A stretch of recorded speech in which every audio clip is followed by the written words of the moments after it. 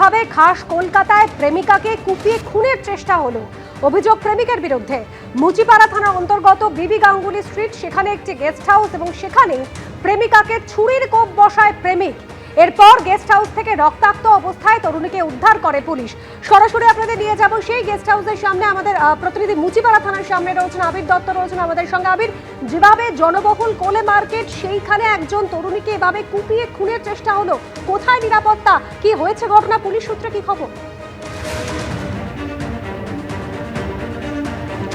দেখো, তোমায় জানাই গতকাল এই ঘটনাটি ঘটেছে এবং যেটা জানা যাচ্ছে যে মুচিপাড়া থানার অন্তর্গত কোলে মার্কেট অঞ্চল, যেটা জনবহুল আমরা জানি, এবং সেখানেই বিবি গাঙ্গুলি স্ট্রিট 159/A, সেই বিবি গাঙ্গুলি স্ট্রিটে সেখানে পিপি নেস্ট নামে একটি গেস্ট হাউস, সেখানে এই ঘটনা ঘটে।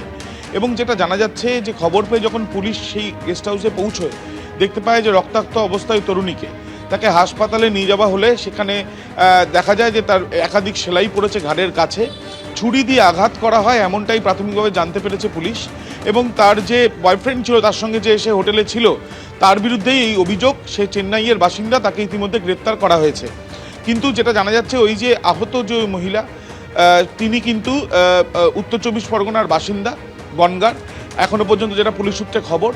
এবং প্রাথমিক তদন্তকারীরা এটাও জানতে পাচ্ছেন যে বিগত কয়েকদিন আগে তারা গিয়েছিলেন দীঘাতে, এবং সেখান থেকে ফেরার পর এখানে এসে তারা থাকছিলেন। এবং যেখানে এসে যখন বেশ কয়েকদিন ধরে থাকছিলেন, সেখানে কিছু ডকুমেন্টস ওই যুবকের কাছে ছিল, ওই মহিলার ডকুমেন্টস, সেগুলোকে নেওয়াকে কেন্দ্র করেই কিন্তু তাদের মধ্যে বচসার সূত্রপাত হতে পারে বলে সন্দেহ করা হচ্ছে। এবং এই ঘটনা যখন ঘটে, তারপর ওই হোটেলে সিসিটিভি ক্যামেরার ফুটেজ, সেটা খতিয়ে দেখা হচ্ছে বলে পুলিশ সূত্রে জানা যাচ্ছে। ধৃতকে আজকে আদালতে পেশ করা হবে, এমনটাই খবর। ধন্যবাদ আবির।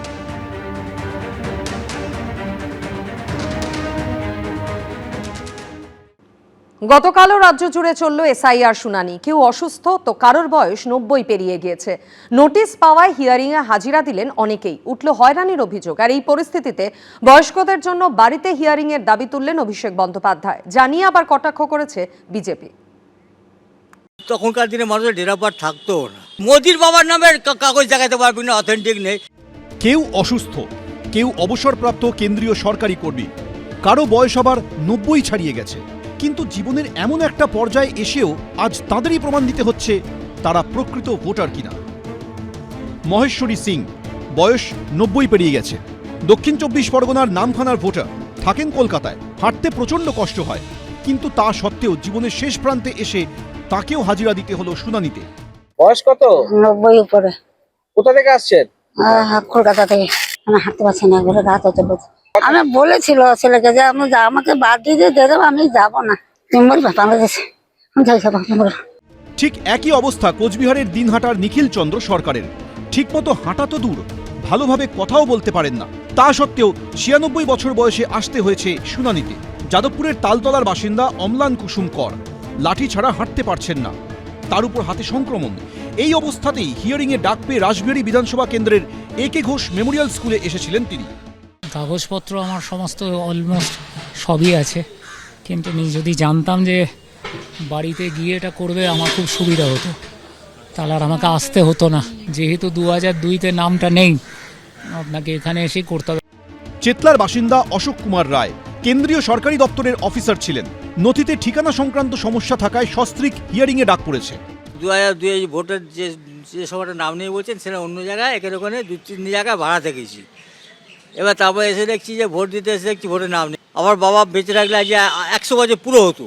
হিয়ারিংয়ে ডাক পেয়ে যখন এইভাবে অনেক বয়স্ক মানুষকে হয়রানির মুখোমুখি হতে হচ্ছে, তখন সূত্রে খবর এদিনই তৃণমূলের বিএলএদের সঙ্গে ভার্চুয়াল বৈঠকে অভিষেক বন্দ্যোপাধ্যায় বলেন, 70-80 বছরের মানুষগুলোকে লাইনে দাঁড় করিয়ে রেখেছে, কেউ হুইল চেয়ারে বসে আছেন, মানুষকে হেনস্থা করা হচ্ছে।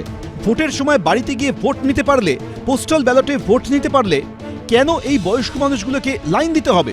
হিয়ারিং প্রক্রিয়া বাড়িতে গিয়ে করতে হবে। সোমবার একটা প্রতিনিধি দল এই দাবি নিয়ে সিও দপ্তরে যাবে। বিএলএ টুরা এই দাবির প্রতিলিপি নিয়ে বিএলওর কাছে যাবেন। 2002-এর ডকুমেন্ট অনেকের কাছে নেই, অনেকটা দিন আগে।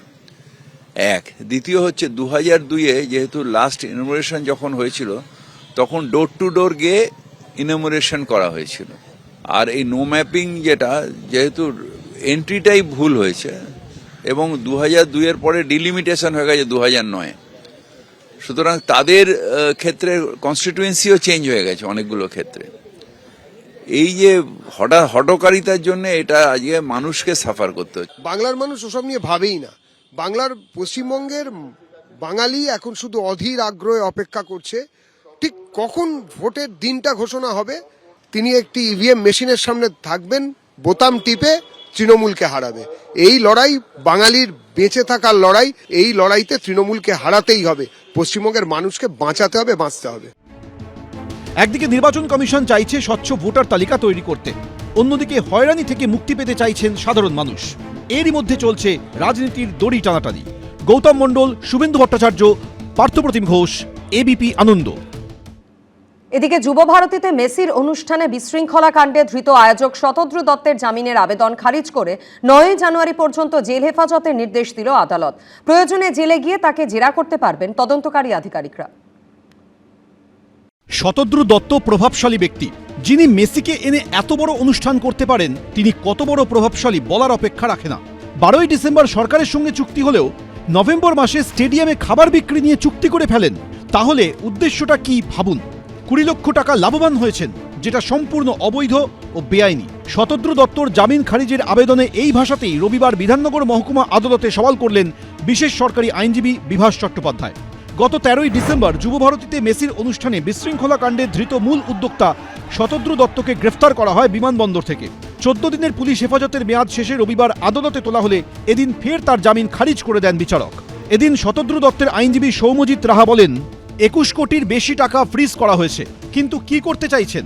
বাকি সব জায়গায় ভালো হলো। শতদ্রু দত্ত 3 গোলে এগিয়ে আছেন।